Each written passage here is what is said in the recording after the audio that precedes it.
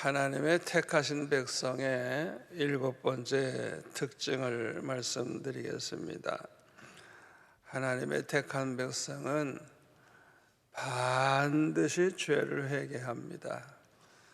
그래서 죄를 회개함으로 죄사함 받고 천국 시민이 되어 천국 들어갈 수 있는 이제 시민권을 가지게 되죠.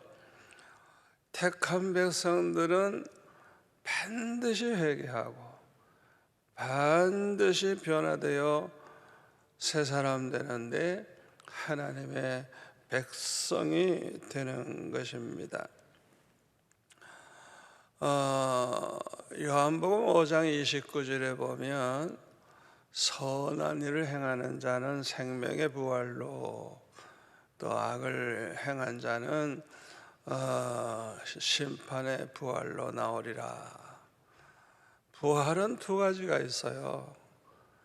다시 말하면 하나님의 택함 받은 백성, 구원받은 하나님의 자녀들은 예수님이 재림하실 때 그때 부활을 하게 됩니다.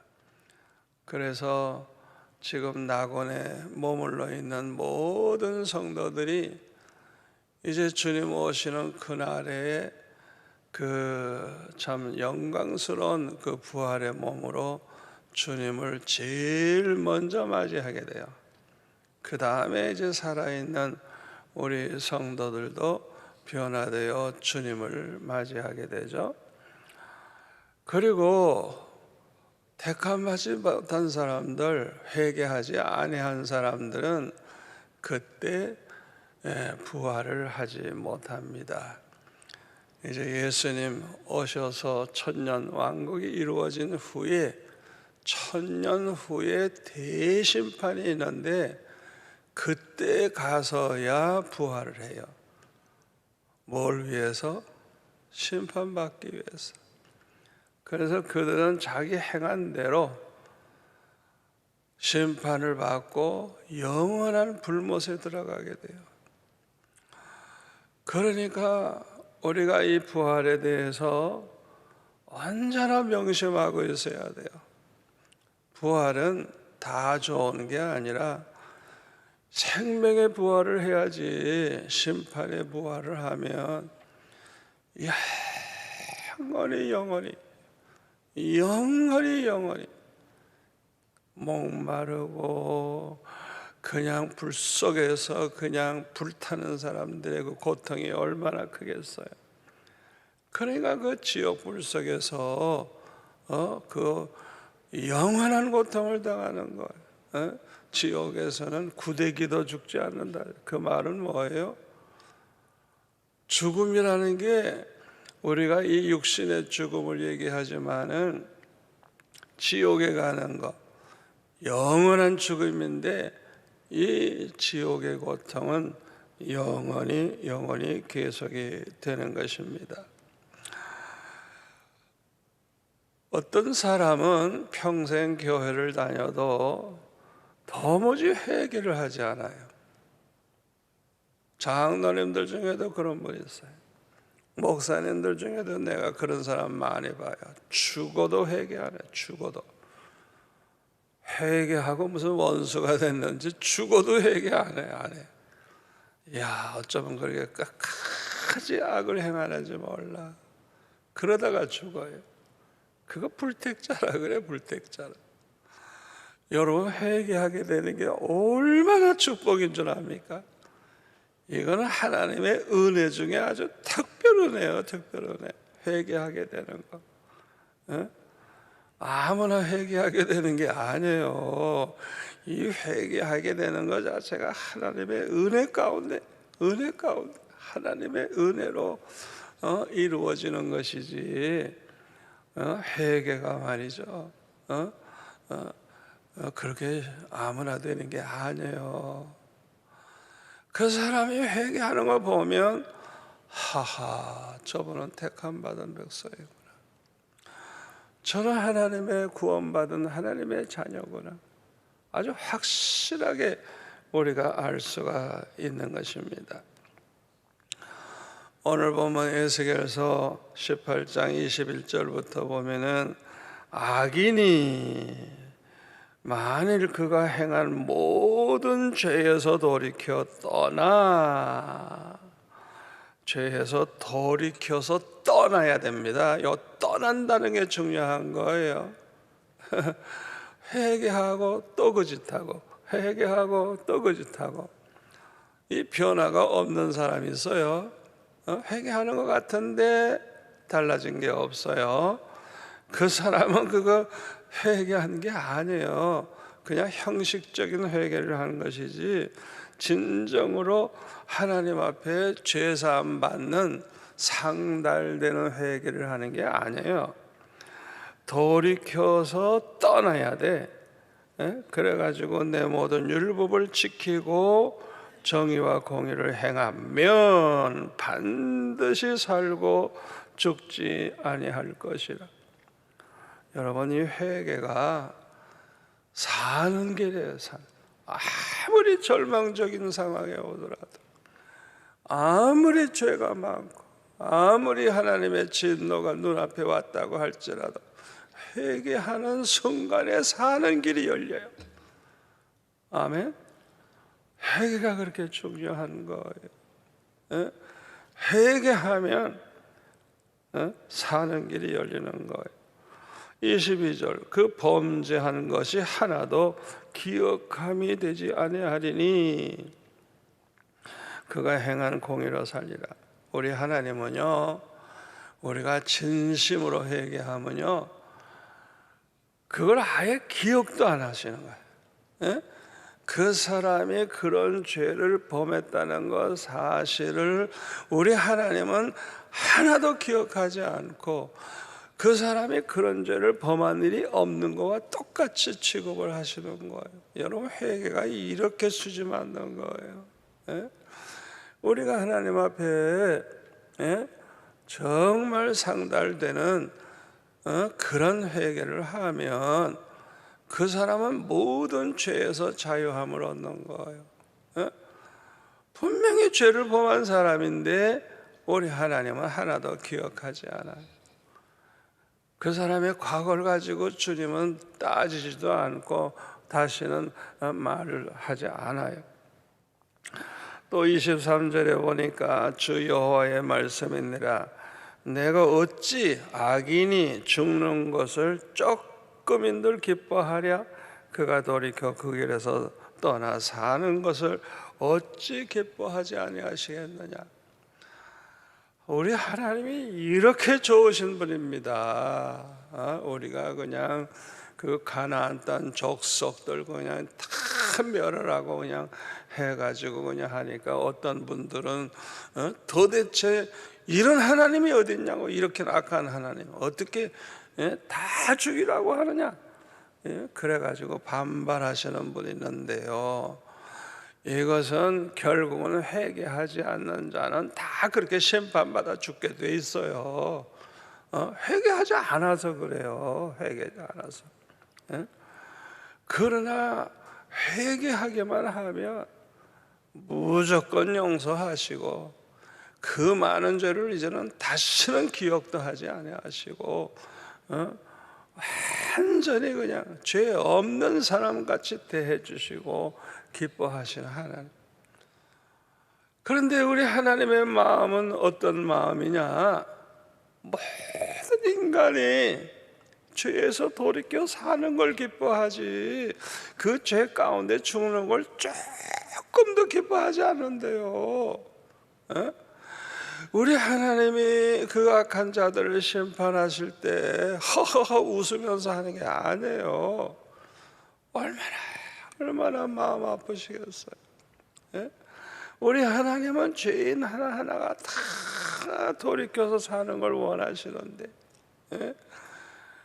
그들을 멸할 수밖에 없을 때 얼마나 하나님 마음이 아프겠어.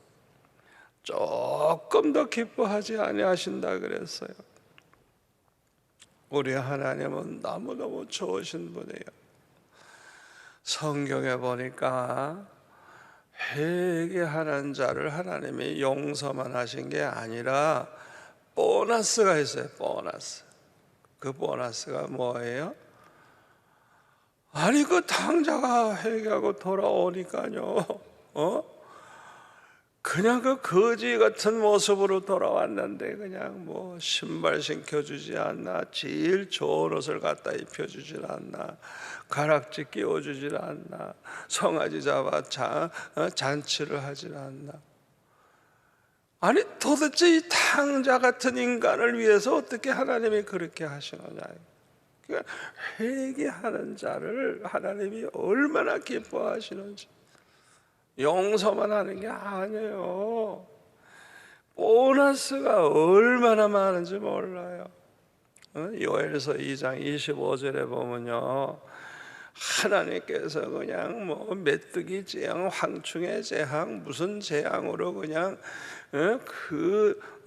죄 가운데 있을 때 재앙을 내리셨는데 회개하고 돌이키니까 하나님께서 그 모든 걸 다 갚아주시겠다 그래서. 그러니까 과거에 우리가 잘못해서 얻어 터졌는데, 잘못해서 메뚜기 재앙이 왔는데, 과거에 잘못해서 기근이 와서 망했는데 다 회복을 주시겠다는 거예요. 이 회개하는 사람은요, 이렇게 참 큰 축복을 받게 되는 것입니다. 우리 하나님께서 기뻐하시는 뜻은 무엇이냐? 모든 죄인들이 돌이켜 회개함으로 멸망하지 않고 죄 사함을 받고 구원을 얻게 되는 것. 그것이 하나님의 뜻이고 하나님의 소원이고 그것이 하나님의 기쁨입니다. 우리가 그걸 알아야 돼요. 우리 하나님이 그렇게 좋으신 분이에요. 마태복음 7장 21절에 보면 주여 주여 하는 자마다 천국에 다 들어가는 게 아니고 하늘에 계신 내 아버지 뜻대로 행하는 자라야 들어간다 그랬죠.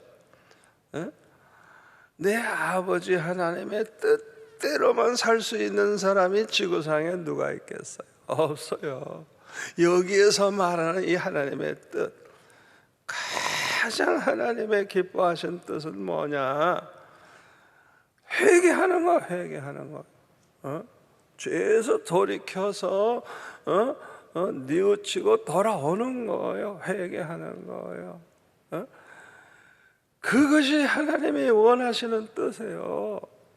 그러니까 우리가 하나님의 뜻대로 산다고 하는 것은 항상 하나님을 거스리고 살고 말씀을 거스리고 내 멋대로 살던 삶에서 잘못을 뉘우치고 깨달아서 돌이키는 거.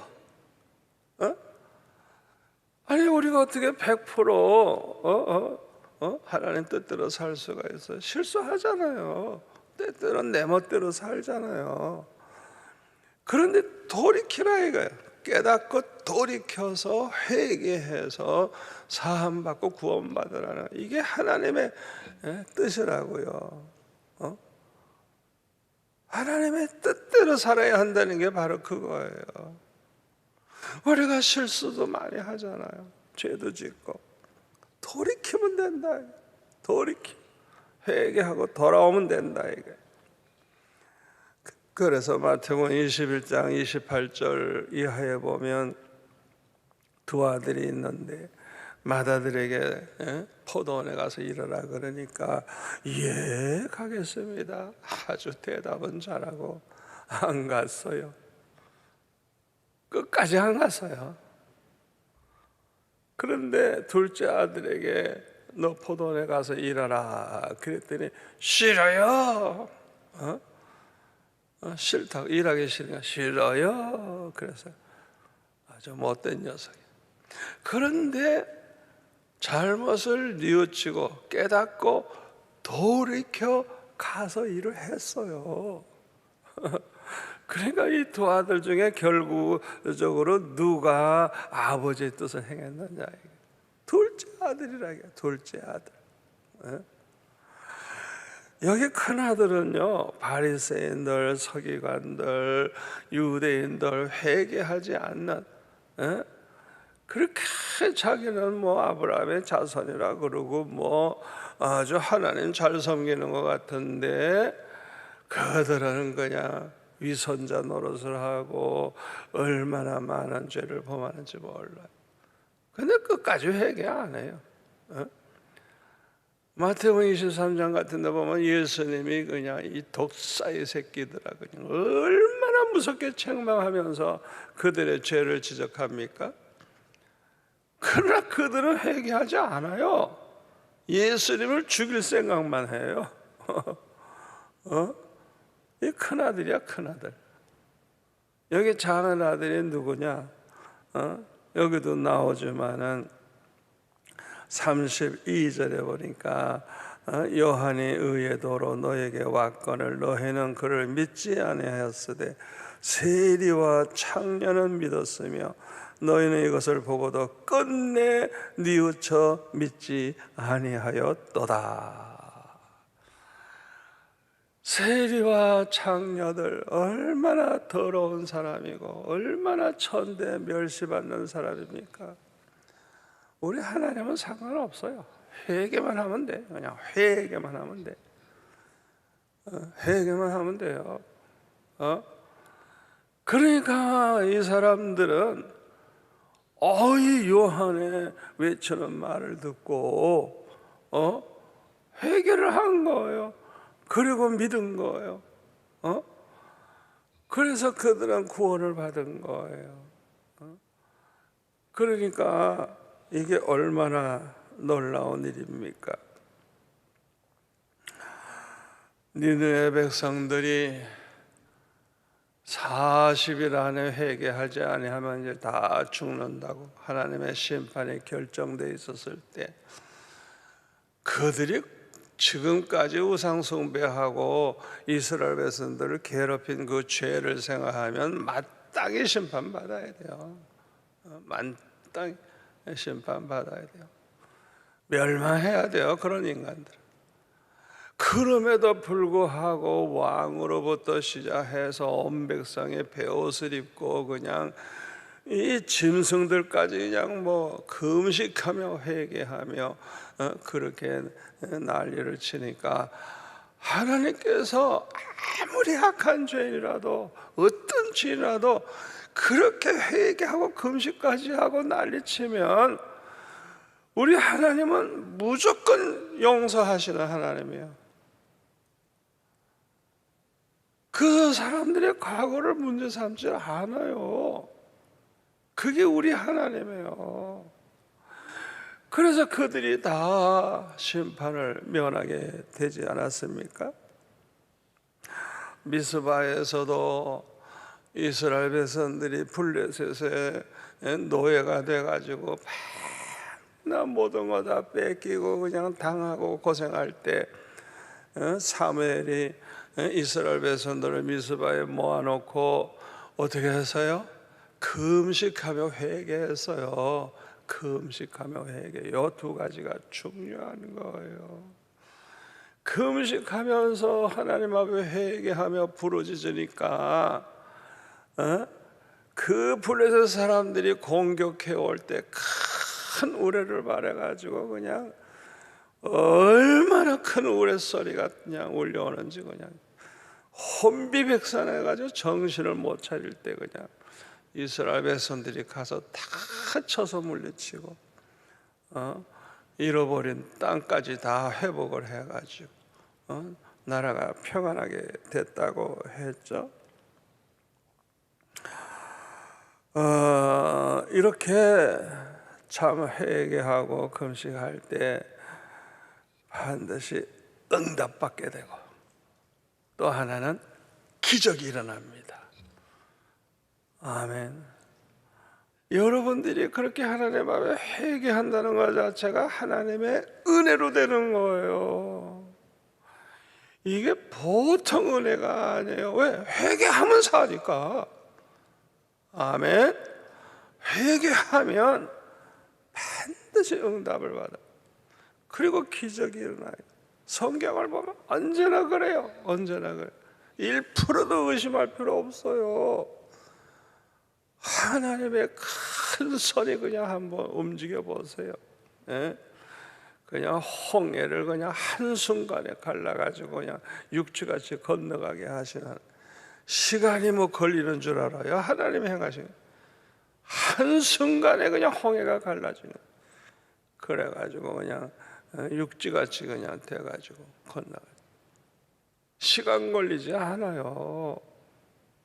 요한계시록에 보면요, 바벨론 심판하실 때도요, 하루 동안에 끝내는, 하루 동안에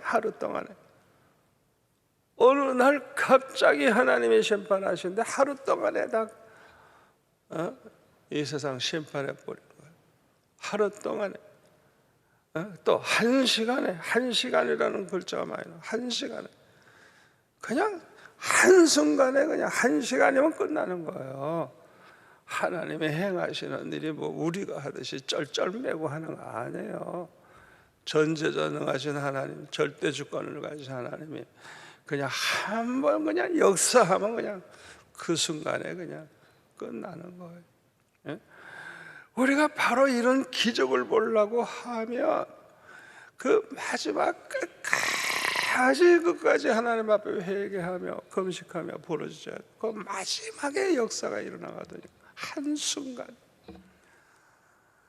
그걸 우리가 알아야 돼요.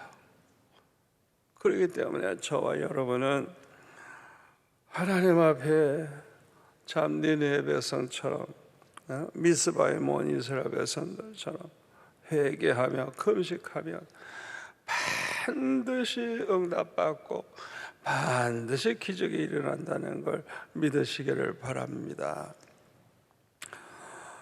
누구든지 진심으로 회개하고 죄사함을 받으면 성령의 선물을 받아요.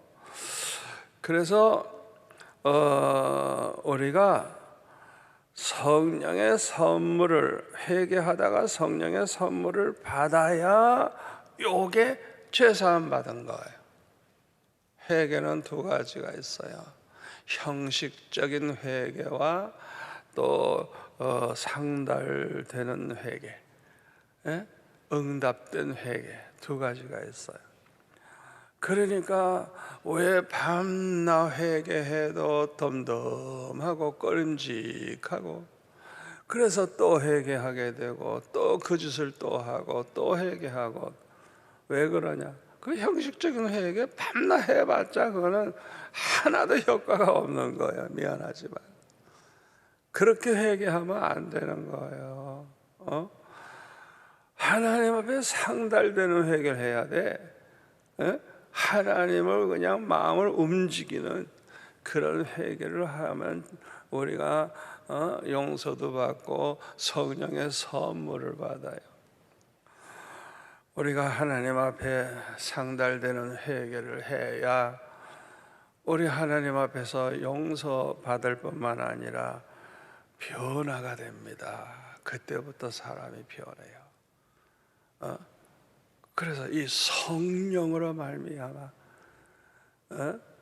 하나님 앞에서 진실한 회개를 해서 상달함을 받은 사람, 응답받은 사람, 죄사함 받은 사람들은 반드시 변화가 돼서 새 사람이 되고 점점 예수님을 닮아가게 돼요. 그래서 말하는 게 달라지고 생각하는 게 달라지고 행동이 달라지고 삶의 목적이 달라지고 목표가 달라지고 가치관이 달라지고, 무엇보다도 이 성품이 달라져. 성품. 중요한 게 뭔지 알아요? 사람이 점점 착해져요. 의롭고 진실해지고 빛의 열매가 나타나는 거예요.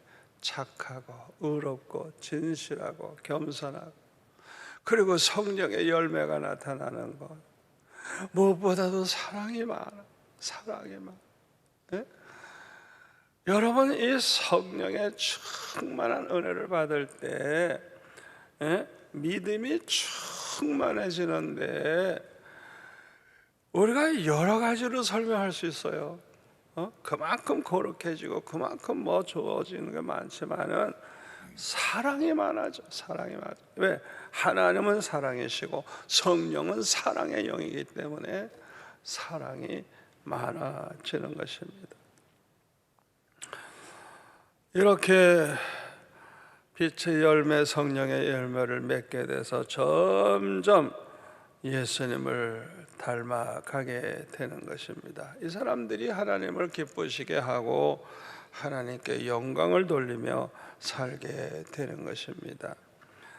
여러분, 어거스틴을 잘 아시죠? 어거스틴이 얼마나 죄를 많이 범했어요. 별짓을 다 했어요. 뭐 이단으로 넘어가질 않나, 뭐 어려서 그냥 뭐 여자를 얻어서 자식을 낳지 않나, 별짓을 다 했어요 그냥. 예? 그러나 그 어머니의 그 기도가 상달이 돼가지고 이 어거스틴이 회개하고 변화가 됐을 때 그를 성자라고 합니다. 성자. 그러니까 과거를 자꾸 얘기하지 마세요. 과거. 예? 지금 어떻게 변화됐느냐가 중요합니다. 우리가 그 성경에 나오는 아브라함이나 이삭이나 야곱이나 요셉이나 다윗이나 모세나 보면은 다 결점이 있어. 실수가 있고 결점이 있어. 여러분, 그런 거 보면 안 돼요. 그런 걸 보면 안 된다고요. 그들이 하나님 앞에서 회개하고 얼마나 거룩하게 살면서 하나님을 잘 믿었어요. 그걸 봐야지. 사람을 가지고 자꾸 그냥 과거에 그 사람 뭐 부족했던 거, 실수했던 거 가지고 자꾸 찌고 까불고 그냥 비판하고. 여러분, 그렇게 하면 안 돼요. 사람을 그렇게 보면 안 돼요. 그 사람이 창녀였더라도 변화되어서 새 사람 돼서 은혜 가운데 살면 그 사람은 정말 거룩한 성도예요. 거룩한 하나님의 자녀예요. 자꾸 그 사람의 과거를 가지고 찢고 까불고 그냥. 그게 얼마나 큰 죄인 줄 알아요? 자기 자신이 죄인 중에 괴수라는 걸 아는 사람은요, 감히 남에게 그렇게 함부로 판단하고 비판하고 그렇게 정죄할 수 없어요. 왜 자꾸 과거를 가지고 얘기를 해요? 과거를 가지고 얘기하면 안 돼요. 하나님은 과거를 기억도 하지 않는데. 베드로의 설교를 듣고 어찌할꼬 가슴치면서 회개한 3,000명이 초대 예루살렘 교회의 기둥과 같은 일꾼이 됩니다. 그들의 삶이 얼마나 아름다운지 사도행전 2장 42절부터 47절까지 보면 정말 이게 과연 천국 같은 교회다 하는 걸 알 수가 있어요. 이 베드로의 설교를 듣고 회개했는데요, 막 가슴이 찔려서 어찌할꼬 하며 회개했는데요, 아니 스데반의 설교를 듣고도 마음이 찔렸는데 이 사람들은 더 강팍해져 가지고 스데반을 돌로 쳐 죽였어요. 자 보세요, 똑같이 은혜 충만한 성령 충만한 주의 종들을 통해서 말씀을 들었어요. 그 말씀을 들을 때 그냥 자기 죄를 깨닫게 되니까 얼마나 마음이 아프겠어요. 그런데 회개한 사람은 모두가 다 예루살렘 교회의 기둥과 같은 일꾼 됐지만은 오히려 더 강팍해져 가지고 스데반을 때려 죽은 사람은 다 지옥에 갔어요. 여러분, 회개를 내 마음대로 하는 거 아니에요. 그러니까 베드로의 설교를 들은 사람들은 하나님의 은혜로 회개를 해요. 회개를. 그런데 하나님의 은혜가 임하지 않으면 더 강팍해져. 그걸 아셔야 돼요. 그러니까 자기가 회개하고 이렇게 돌이키게 되는 거, 이건 하나님의 은혜로 되는 것이지 내 마음대로 되는 게 아니에요. 여러분들은 회개했습니까? 얼마나 여러분들은 변화가 됐습니까? 진심으로 회개하고 성령의 선물을 받은 사람들은 반드시 변화가 돼요. 반드시 변화가 돼요. 만날 때마다 변화된 걸 알 수 있어요. 이분이 옛날에 그분이 아니구나. 이야, 어떻게 이렇게 달라졌을까? 그게 정상이에요. 그게 정상. 하나님의 택함 받은 백성들, 하나님의 자녀들은 다 그런 변화가 오게 되는 것입니다.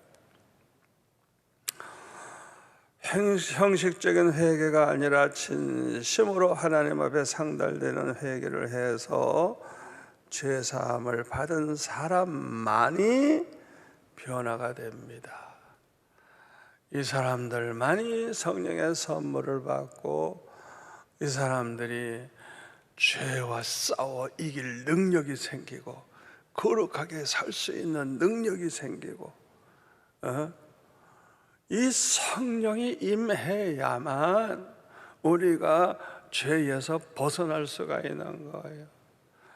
그러니까 우리가 적당히 예수 믿으려고 그러면 안 돼요. 성령의 충만함을 받아가지고 우리가 세상을 이기고 환난 시험을 이기고 모든 세상의 유혹을 다 이기고 우리가 그렇게 살아야 돼요. 이렇게 되지 못했다고 하면 금식하면서 결사적으로 회개할 필요가 있습니다. 그거 외에는 살 길이 없어요. 금식하며 회개하는 거예요. 금식하면서 결사적으로 성령이 임할 때까지, 성령의 선물을 받을 때까지 계속해서 회개하며 금식하며 기도하는 거예요. 이거보다 더 강한 기도가 없어요. 회개 자체는 죽을 각오 하는 거 아니겠어요? 회개를 하는데 금식하면서 회개하는 거예요. 하나님 앞에 그렇게 회개해 보세요. 하룻밤이라도 그렇게 해보세요. 어떤 일이 벌어지는가, 우리 하나님이 얼마나 기뻐하시는지. 그죠? 절대로 하나님 앞에 회개하는 자를 하나님이 외면하지 않아요. 어떤 죄인이라도 회개한다면 기뻐하세요. 기뻐해. 그래서 회개하는 자에게 하나님이 은혜를 주시고 용서해 주시고, 그리고 이 성령의 선물까지 주시면 그냥 깊은 죄까지 회개하게 돼. 그냥 깨닫지 못했던 거, 평생 자기 버릇이 있기 때문에 그게 죄인 줄 모르고 사는 사람들, 그것을 끊어버리게 되는 거예요. 이야, 참 그 놀라운 일이에요. 놀라운 일이에요. 하나님께서는요, 우리가 제일 버리지 못하는 죄가 뭔지 다 알고 계세요. 버리지 못하는 죄, 그게 너무 익숙해서 죄인 줄도 모르고 그렇게 살면서 자기는 은혜 받았다 그러는데 깨닫지 못하는 게 있어요. 깨닫지 못하는 게. 저는 주님 앞에 여러 번 주님의 음성을 들었어요. 저보고 너는 신학교에서 겸손을 배우면 된다. 겸손을 배우면 된대. 신학교에서 다른 거 배울 거 없고 너의 문제는 교만이니까 네가 겸손만 배워서 신학교 다니는 동안에 겸손한 자가 되면 된다. 그래서 제가 그 음성을 듣고 말도 조심하고 행동도 조심하고 얌전한 학생이 되었어요. 그런데 이 성전을 이제 다 짓고 이제 돌아오는 주일에는 이제 입당을 하고 충동원을 이제 하기로 했어요. 그런데 기뻐야 되는데 왜 그렇게 불안하고 걱정이 되고, 내가 이제 이렇게 큰 교회에서 목회해서 앞으로 그냥 몇만 명씩 모이면 얼마나 기독교에 대한 공격은 나에게 제일 먼저 올 거라 이거예요. 공산주의자들이 교회를 없애려고 그래도 나부터 와서 죽일 거야 아마. 별별 생각이 다 드는데 그냥 우와, 기쁨이 있는 게 아니라 그냥 앞으로 당할 일을 생각하니까 그냥 기쁨도 없고요. 그냥 너무 근심이 되고. 그럼 어떻게 해요? 조용히 와서 들어와서 이제 하나님 앞에 기도할 수밖에 없었죠. 그런 상태로 어떻게 다음 주일을 맞이하겠어요? 첫 번 입당인데 아주 그냥 전도운동을 해서 시간마다 채우려고 했는데, 그런데 주님이 또 말씀하셨어요. 겸손하게만 해라. 아무것도 걱정할 필요가 없다. 겸손하게만 해라. 아무것도 걱정할 필요가 없다. 제가 그 음성을 듣고 마음이 평안해지고 모든 걸 내려놓을 생각을 했어요. 내가 이 옷 같은 것도 뭐 좋은 옷 입으려고 애쓸 필요가 없이 부산진 시장에 가서 한 20만 원이면 맞춰 입는 그런 거 맞춰 입고 다 내려놨어요. 나를 위해서. 남에게는 100만 원, 200만 원 줘도 나를 위해서는 모든 걸 포기하자. 먹는 것도 포기하고, 입는 것도 포기하고, 재산도 포기하고, 다 포기하자. 아예 내려놓을 작정을 그냥 했어요. 그런데도 나에게 교만이 남아 있었어요. 그걸 내가 모르니까 문제죠. 모르니까. 어느 날 주님께서 저는 아무도 없을 때 혼자서 와가지고 기도할 때가 있어요. 혼자 아무도 없을 때. 그런데 주님께서 그냥 갑자기 그냥 너는 왜 사람들을 판단하고 정죄만 하느냐고 책망을 하시는 거예요. 그 못된 목사님 장로님들 보고 왜 판단과 정죄만 하느냐 이거예요. 그들을 위해서 좀 울어줄 수 없겠니? 그들을 위해서 좀 기도해 줄 수 없겠니? 그들을 좀 불쌍히 여겨줄 수 없겠니? 그들을 좀 안아줄 수 없겠니? 그들을 좀 사랑해 줄 수 없겠니? 그들을 축복해 줄 수 없겠니? 그냥 계속 책망을 하시는 거예요. 알고 보니까 나에게 아주 큰 교만이 있어요. 뭐예요? 내가 함부로 남을 판단하고 정죄하는 거. 아이고, 저렇게 살면 망하지. 저렇게 살면 고생 꽤나 하겠구나. 나는 그게 정상인 줄 알아서. 왜? 딱 보면 알거든. 그 사람의 미래가 보여. 근데 그대로 다 되더라고요. 그대로. 이게 내가 하나님 노릇하는 거예요. 여러분, 이 입법자와 심판주는 오직 주님만이 그 일을 하실 수 있고, 우리는 다 죄인이에요. 다 죄인. 우리가 어떻게 죄인 중에 괴수가 남을 판단하고 정죄하고 자기가 무슨 재판장이나 된 것처럼 제가 그냥 아주 엄청난 교만을 가지고 있었는데 그걸 모르고 살았던 거예요. 그걸 책망을 하시는데 제가 그때 회개하고 그 자리에서 그냥 두 손 들어 그들을 축복하며 기도하고 막 그냥 안아주듯이 그냥 손을 이렇게 하고 기도했어요. 그분들 하나하나 생각하면서 그런 일이 있은 후에 놀라운 일이 벌어지는데, 그렇게 저에게 못되게 하던 사람들이 저를 얼마나 사랑해 주고 내가 하는 일은 다 돕겠다 그러고, 나를 대적하던 사람들이 협력자가 돼버리고 내가 뭘 해도 밀어주고, 그러니까 부산 성시와 운동도 아마 전국에서 제일 잘하게 되고 모든 교단이 하나가 되고, 그 후에 그런 역사가 일어난 거예요.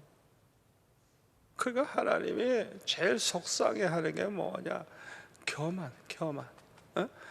우리가 얼마나 하나님 앞에 건방진 인간이 됐는지, 얼마나 못된 인간들이 됐는지. 하나님이 오죽하면 바이러스로 그렇게 하시겠습니까? 이 바이러스는 자꾸 변종이 생겨난대요. 그러니까 속수무책이에요. 사는 길은 오직 하나님이 살려줘야 살지 길이 없어요. 정말 회개해야 돼요. 여러분들은 다 하나님 앞에